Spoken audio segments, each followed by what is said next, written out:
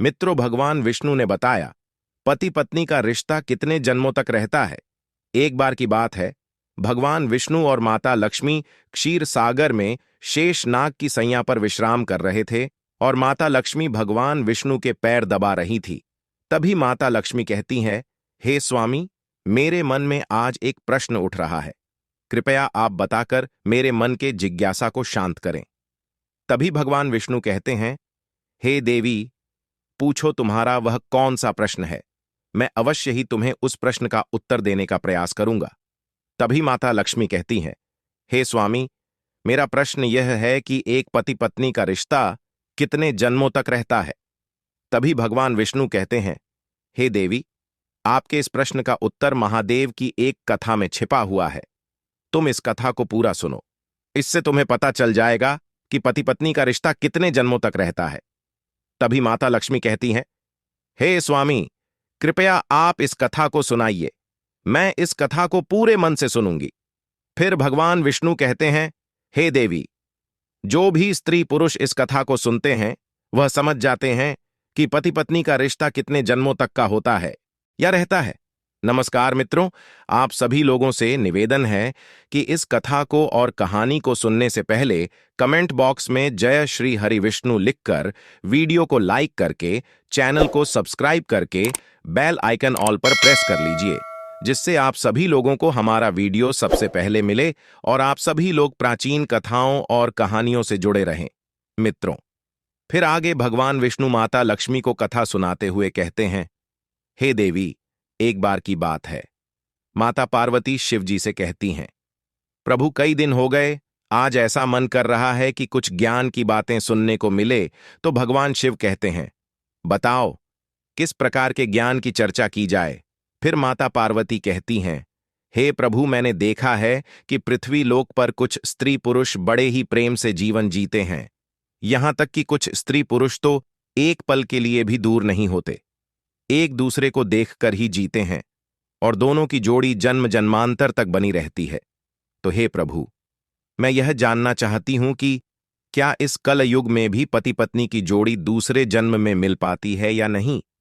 और साथ ही साथ कुछ चर्चा भाग्य को लेकर भी चाहती हूं कि जो भाग्य में नहीं होता, क्या वह मनुष्य को प्राप्त हो सकता है।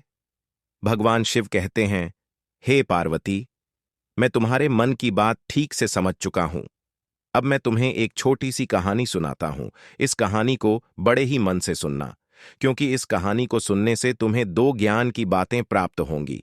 पहली, स्त्री पुरुष का नाता कितने जन्मों तक रहता है। दूसरा, भाग्य में जो नहीं होता वह कभी नहीं मिलता।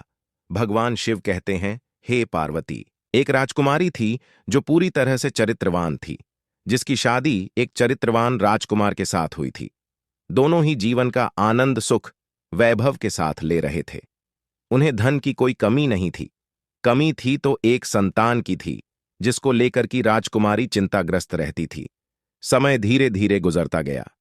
एक दिन राजकुमारी की तबीयत अचानक बहुत खराब हो गई। फिर वह राजकुमार से बोली, प्रीतम, मैंने आपको बहुत प्यार किया है, मैंने आपकी बहुत सेवा की है, भजन पूजा भी की है, मगर मैं आपकी एक खुशी पूरी नहीं कर पाई। वह है संतान को जन्म देने की खुशी। मुझे आभास हो रहा है कि मेरा जीवन कुछ पलों में ही समाप्त होने वाला है। मलाल मत करना। मेरे ना रहने के बाद मेरी यादों में जीवन जीना मैं आपको वचन देती हूं।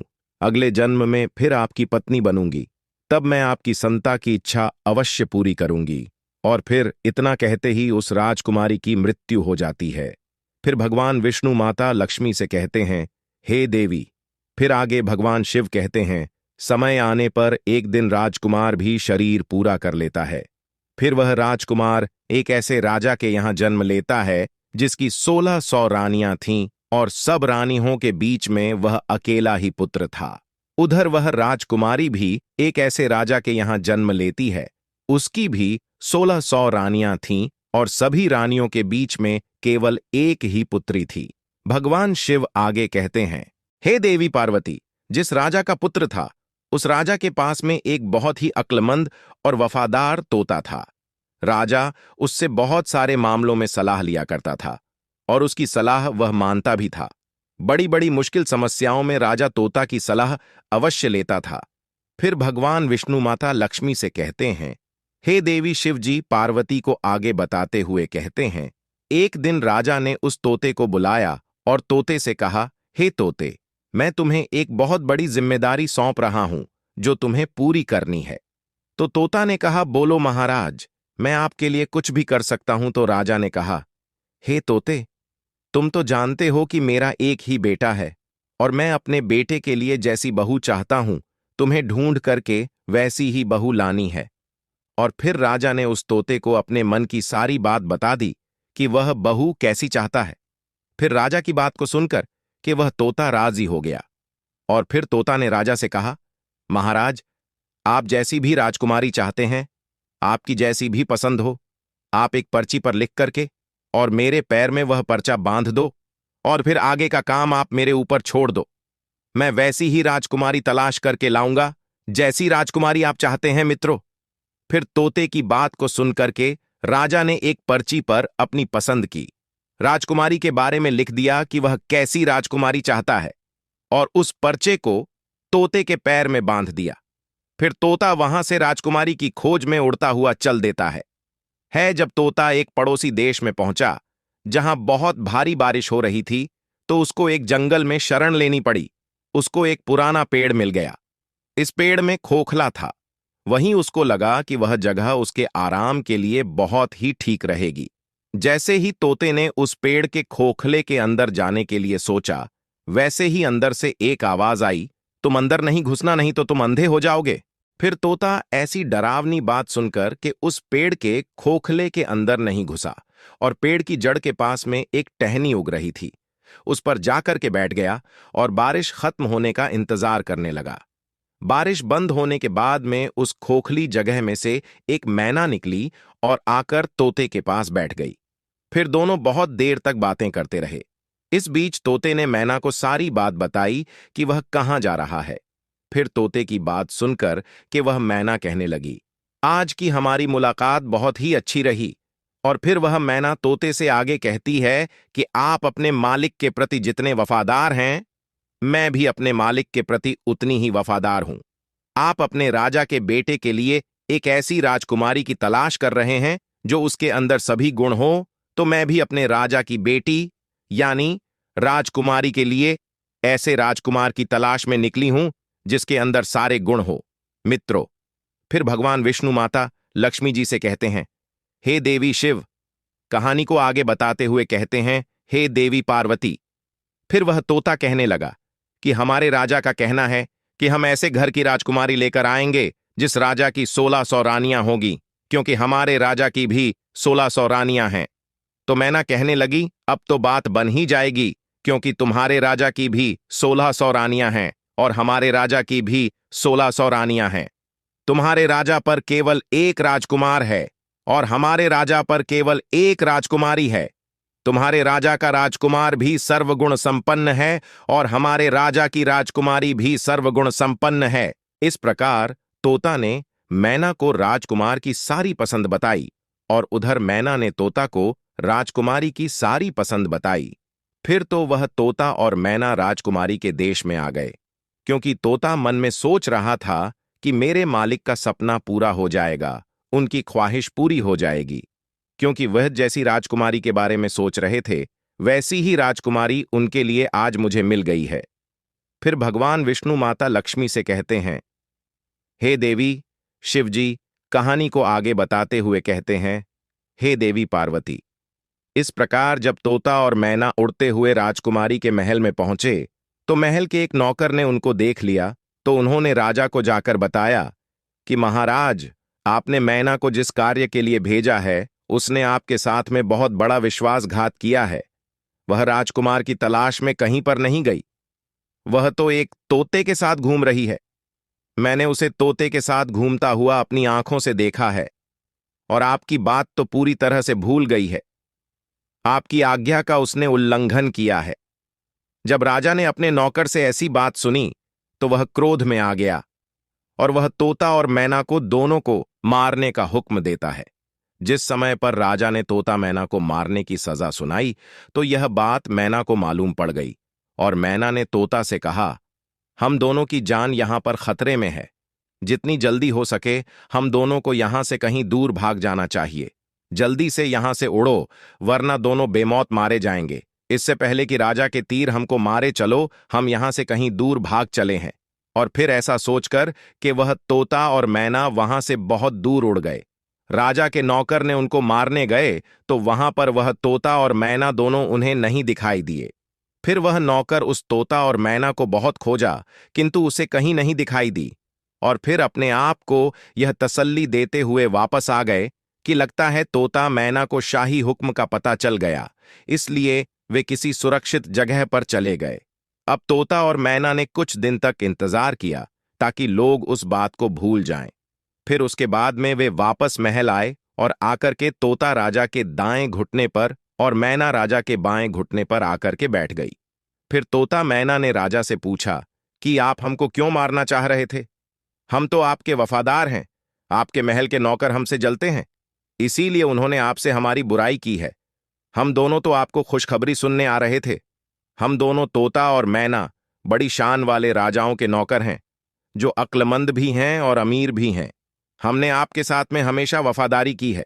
अब तोता और मैना अपने मन की बात बताते हैं और कहते हैं कि इस तोते के राजा के यहाँ पर 1600 रानियां हैं और आपको भी 1600 रानियां हैं। इस तोते के राजा के पास में केवल एक बेटा है और आपके के पास भी केवल एक बेटी है। हालांकि आप दोनों एक दूसरे को कभी देखा नहीं है, पर आप दोनों को अपने बच्चों से एक दूसरे के बच्चों से शादी करना चाहिए। उस राजा को ऐसी बहू चाहिए जैसी आपकी बेटी है, और आपको वैसा ही दामाद चाहिए जैसा इस तोते के राजा का बेटा है। भगवान की कृपा से हम लोग आपके राज्य के बाहर एक जंगल में मिले और अब यह अच्छी खबर लेकर के हम आपके पास आए हैं। फिर तोता और मैना ने अपने मन की बात राजा से कह करके राजा को खुश कर दिया, और फिर तोता ने राजा की तरफ अपना पैर बढ़ा दिया जिसमें एक पर्चा बना हुआ था और जिसमें राजकुमार की पसंद लिखी हुई थी। फिर तो राजा ने वह पर्चा पढ़ा तो बहुत ही खुश हुआ। पहले तो उसे उन तोता मैना पर विश्वास नहीं हुआ, फिर तोते के साथ में पर्चा को देखा तो राजा को तोता पर विश्वास हो गया। फिर राजा ने तोते के पैर से राजकुमार की शाही तस्वीर निकाली और अपनी रानियों के पास में भेजवा दिया और कहा, यह तस्वीर देख करके बताइए कि यह राजकुमार कैसा है। फिर कुछ दिन बीत गए पर तस्वीर वापस नहीं आई। राजकुमारी को वह तस्वीर बहुत ही पसंद आई और फिर वह राजकुमारी उस राजकुमार की तस्वीर को अपने हाथ में ही लिए रखती थी।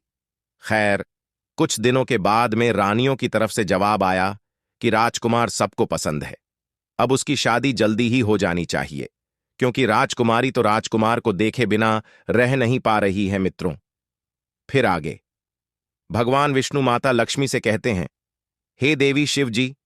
आगे कहते हैं, जैसे ही यह जवाब राजा के पास पहुंचा तो राजा ने तोते को यह कहकर के वापस भेज दिया कि वह अपने मालिक से जाकर कहे कि राजकुमार की मनपसंद लड़की उसे मिल गई है, वह 10 महीने के अंदर अंदर शादी के लिए हमारे पास आ जाएं।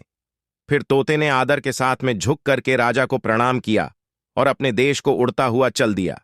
फिर अपने देश पहुंच करके तोते ने राजा को अपनी यात्रा की सफलता के बारे में बताया तो राजा यह सुनकर बहुत ही खुश हुआ कि वह जैसी बहू चाहता था उसे वैसी ही राजकुमारी अपने बेटे के लिए मिल गई। और फिर राजा ने तुरंत ही इस शानदार मौके को शानदार तरीके से मनाने का हुक्म दे दिया। राजकुमार के लिए राजा ने सबसे कीमती और बढ़िया कपड़े बनवाए, घोड़ों के लिए बहुत शानदार जीन बनवाई गई, सिपाहियों के लिए भी नई और बढ़िया वेशभूषा बनवाई गई। बहुत सारे तरह की भेंट जैसे अनमोल हीरे जवाहरात, बढ़िया कपड़े, मुश्किल से मिलने वाले फल, कीमती मसाले और बढ़िया किस्म के इत्र आदि इकट्ठा किए गए। हर चीज को याद करके राजा ने इकट्ठा किया। महीने जल्दी ही गुजर गए। इतनी तैयारियों में समय कब निकल गया राजा को पता ही नहीं चला। पर अफसोस, शादी की कुछ दिन पहले ही राजकुमार का पिता बीमार पड़ गया और वह मर गया। अब परिवार वालों के लिए यह एक बहुत ही बड़ा धक्का था। राजकुमार को अपना जाना टालना पड़ा, क्योंकि ऐसे समय पर शादी के लिए राजकुमार का जाना अपने पिता का अपमान करना दिखाता था। फिर जैसे ही राजकुमार के पिता की मौत का अफसोस का समय बीता, फिर राजकुमार तोते के साथ में राजकुमारी के साथ में शादी करने के लिए निकल पड़ा। उधर राजकुमारी का देश कोई ज्यादा दूर नहीं था, इसलिए राजकुमार तोते के साथ में बहुत ही शीघ्र पहुंच गया और फिर राजकुमार ने अपने डेरे राजकुमारी के महल के पास वाले बगीचे में डाल दिया। अगर राजकुमार उस बगीचे में न घुसा होता अच्छा होता, क्योंकि वहां उसका तोता मर गया। उस बगीचे के माली ने उस तोते को मार दिया, क्योंकि वह तोता एक आम के पेड़ पर बैठ करके आम को खा रहा था और राजकुमार की तरफ उस आम को फेंक रहा था। यह बात माली को रास नहीं आई और तोते पर क्रोधित होकर उसने तोते को मार दिया। जैसे ही राजकुमार के ऊपर यह मुसीबत आई, उसके कुछ देर के बाद ही उसने सुना कि राजकुमारी के पिता ने अपनी बेटी की शादी उसके साथ करने से इनकार कर दिया, क्योंकि उसका पिता मर गया था। अब बगीचे में डेरा डालने के कुछ दिन बाद ही राजकुमारी बाहर सैर करने के लिए जा रही थी, तो इत्तेफाक से उसी रास्ते से गुजरी जिस रास्ते पर वह बगीचा था। उसने बगीचे पर नजर डाली तो वहां राजकुमार को देखा।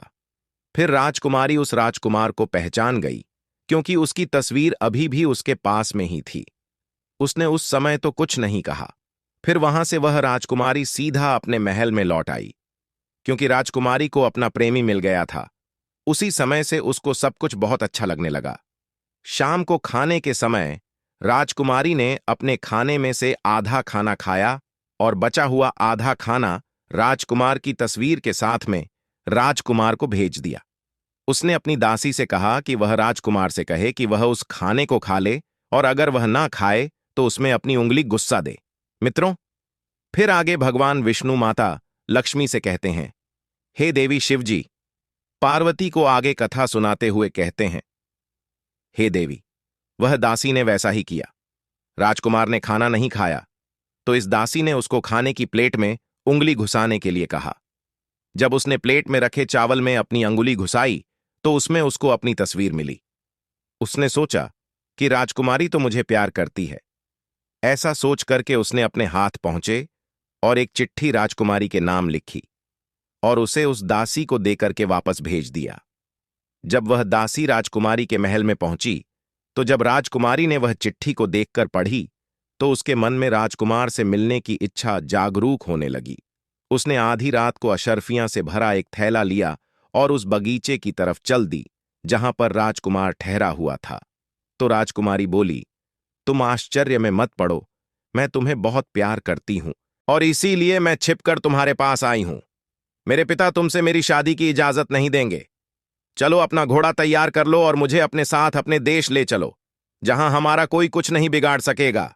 फिर वह राजकुमार और राजकुमारी दोनों ही एक घोड़ों पर सवार होकर के राज्य से बाहर की तरफ चल दिए और वह एक ऐसे स्थान पर पहुंच गए जहां पर उनकी जान बहुत बड़े खतरे में पड़ गई। वह जिस नगर में पहुंचे उस जगह पर एक जादूगरनी रहती थी। उसकी भी एक बेटी थी। जैसे ही उसकी बेटी ने राजकुमार को देखा तो जादूगरनी की बेटी उस राजकुमार से प्रेम कर बैठी और उससे शादी करने की दृढ़ प्रतिज्ञा की। अब वह जादूगरनी मन में सोचने लगी कि शादी राजकुमार के साथ कैसे होगी। फिर उसने एक तरकीब सोची। फिर वह जादूगरनी की लड़की अपने मन में विचार करने लगी, आखिरकार मेरी शादी इस राजकुमार के साथ कैसे होगी। फिर उसने एक तरकीब सोची और अपनी मां जादूगरनी से राजकुमार और राजकुमारी को अपने घर खाने के लिए बुलाने के लिए कहा और फिर अपनी बेटी की बात को मान करके उस जादूगरनी ने राजकुमार और राजकुमारी को अपने घर खाने के लिए बुलाया। जब राजकुमार और राजकुमारी उस जादूगरनी के घर पर खाना खाने के लिए गए तो राजकुमार को एक कमरे में बुला करके उस जादूगरनी ने उसके गले में एक रस्सी का फंदा डाला।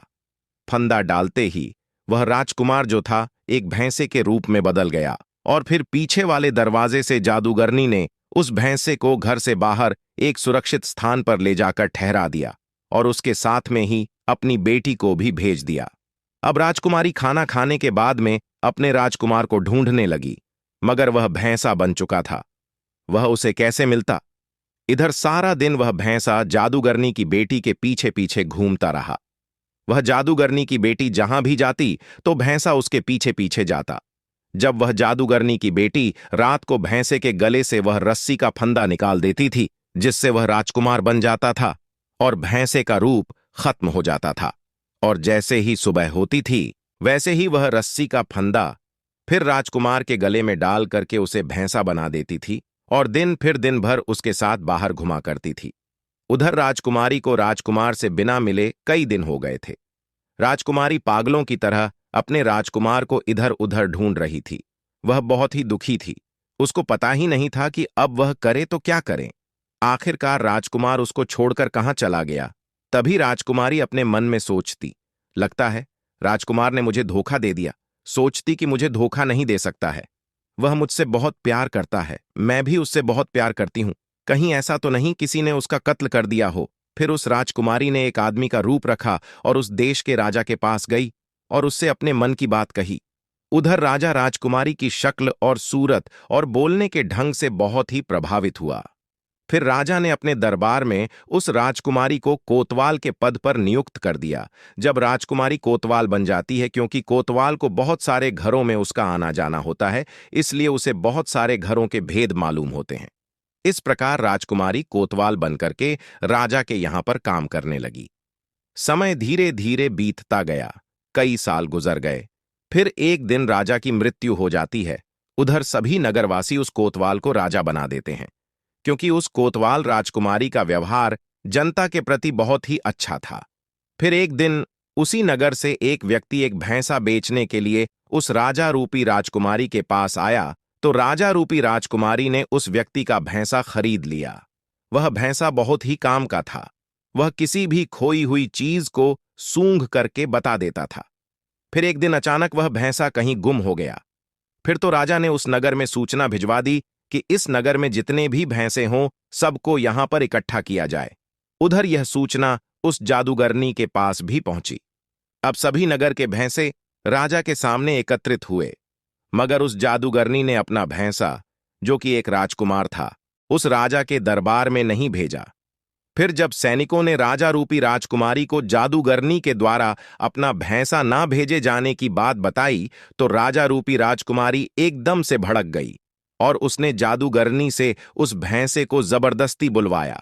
उधर जैसे ही सैनिकों ने उस भैंसे के गले में पड़ी हुई रस्सी को जोर से खींचा, वैसे ही वह रस्सी उस भैंसे की गर्दन से निकल गई और रस्सी गर्दन से निकलते ही वह भैंसा जो था एक राजकुमार के रूप में परिवर्तित हो गया। फिर तो उस राजकुमारी रूपी राजा का सपना साकार हो गया और वह एकदम से उस राजकुमार के गले लग गई और उस जादूगरनी बुढ़िया को उस राजा रूपी राजकुमारी ने पकड़वा करके कारागाह में डलवा दिया। फिर राजा रूपी राजकुमारी ने सभी नगरवासियों से कहा कि मुझे अपने राजकुमार से मिलने के लिए एक आदमी का रूप बदलना पड़ा था। मैं एक औरत हूं, इसलिए आज से आप सभी हमारे राजकुमार को अपना राजा और हमें अपनी रानी समझो। इस प्रकार सभी नगरवासियों में खुशी की लहर दौड़ पड़ी और उन्होंने उस राजकुमारी को रानी और उस राजकुमार को अपना राजा स्वीकार किया।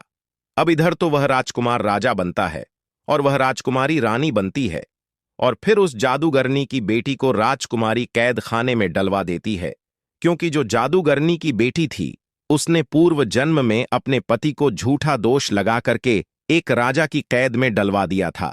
इसलिए इस जादूगरनी की बेटी को भी राजा की कैद का सामना करना पड़ा। वह राजा और रानी बनकर के एक दिन घूमने के लिए जाते हैं और जब जंगल से होकर गुजरते हैं तो वह एक पेड़ के पास में खड़े होकर आराम करने लगते हैं। वह पेड़ कई साल पुराना था। उस पर राजकुमार और राजकुमारी ने अपने पूर्व जन्म में एक प्रेम चिन्ह बनाया था, जो पूरी तरह से सुरक्षित। फिर तो उस राजकुमार और राजकुमारी की नजर जैसे ही उस प्रेम चिन्ह पर पड़ती है तो एकदम से दोनों को अपने पुराने जीवन की सारी घटना याद आ जाती है।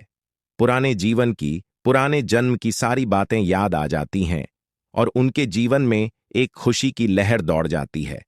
फिर वह राजकुमारी कहती है, मुझे सब कुछ याद आ गया। मैं आपको बहुत प्रेम करती थी, आप भी मुझे बहुत प्रेम करते थे। मैंने आपकी बहुत सेवा की थी। केवल मुझे एक ही मलाल था कि मैं आपकी खुशी के लिए एक संतान को जन्म नहीं दे सकी, लेकिन इस जन्म में फिर हम दोनों आकर के मिले हैं और पति पत्नी के रूप में मिले हैं, क्योंकि यह हमारा सच्चा प्रेम था। इसीलिए हम दोनों एक होकर के मिले और मुझे पूरा विश्वास है कि इस जन्म में ईश्वर हमारी अवश्य सुनेगा और आपको संतान का सुख अवश्य मिलेगा। फिर समय धीरे धीरे गुजर जाता है और पूर्व जन्म के जो भी भूभाग थे वह उसी जन्म में पूरे हो जाते हैं और फिर वह राजकुमारी गर्भ धारण करती है और समय आने पर एक सुंदर से पुत्र को जन्म देती है। इस प्रकार एक पत्नी अगले जन्म में आकर के अपने पति को भी प्राप्त करती है और पति की खुशी के लिए एक पुत्र रत्न को भी जन्म देती है मित्रों। फिर आगे भगवान विष्णु माता लक्ष्मी से कहते हैं, हे देवी शिवजी पार्वती जी से कहते हैं, हे देवी, इस कथा से ज्ञान की बात यह प्राप्त होती है कि यदि स्त्री पुरुष आपस में सच्चा प्रेम करते हैं और आपस में तनिक भी विरोधाभास नहीं होता, ऐसे पति पत्नी का रिश्ता जन्म जन्मांतर का होता है। वहीं अगर स्त्री पुरुष को धोखा देती है तो उसे भी धोखा मिलता है, और यदि पुरुष स्त्री को धोखा देता है तो पुरुष को भी धोखा मिलता है। इसलिए पति पत्नी का रिश्ता अटूट विश्वास का होता है। इसलिए एक दूसरे के साथ विश्वास बनाए रखना चाहिए, और जो स्त्री पुरुष विश्वास की डोर मजबूत रखते हैं वे 7 जन्मों तक पति पत्नी के रूप में मिलते हैं और उनकी पूर्व जन्म की शेष बची हुई इच्छा को भी भाग्य की देवी पूरी करती है। जिस प्रकार राजकुमारी को अपने अगले जन्म में वही राजकुमार पति के रूप में मिला और उसकी शेष बची हुई इच्छा जो संतान की प्राप्ति की थी, फिर उसे अगले जन्म में संतान का सुख भी मिला। मित्रों, फिर आगे भगवान विष्णु माता लक्ष्मी से कहते हैं, हे देवी, इस कथा से दूसरे ज्ञान की बात यह प्राप्त होती है कि भाग्य में जो नहीं होता वह कभी नहीं मिलता, क्योंकि जादूगरनी की बेटी का चरित्र ठीक नहीं था। वह अपनी जादुई शक्ति के बल पर राजकुमार को हासिल करना चाहती थी, जो कि राजकुमार उसके भाग्य में नहीं था। इसीलिए वह उस राजकुमार को हासिल नहीं कर सकी, क्योंकि जो भाग्य में नहीं होता वह कभी नहीं मिलता।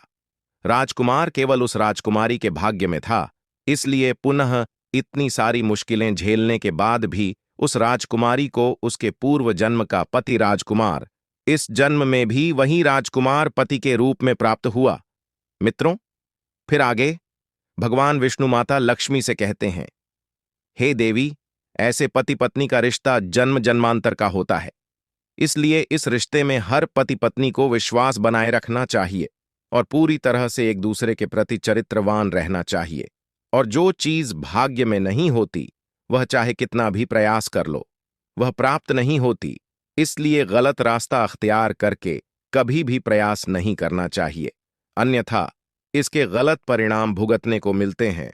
जैसे कि उस जादूगरनी की बेटी को हमेशा के लिए राजा ने कैद खाने में डलवा दिया था और उसका सारा जीवन उसी कैद में ही गुजर गया।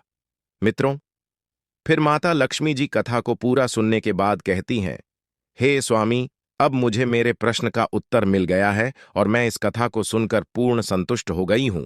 मित्रों, अगर ये कहानी आप लोगों को पसंद आई हो तो कमेंट बॉक्स में जय श्री कृष्णा लिख करके, वीडियो को लाइक करके, चैनल को सब्सक्राइब करके बेल आइकन ऑल पर प्रेस कर लीजिए, जिससे आप सभी लोगों को प्राचीन कथाएं और कहानियां सबसे पहले प्राप्त हो सके। मित्रों, वीडियो को पूरा देखने के लिए आप सभी लोगों का धन्यवाद।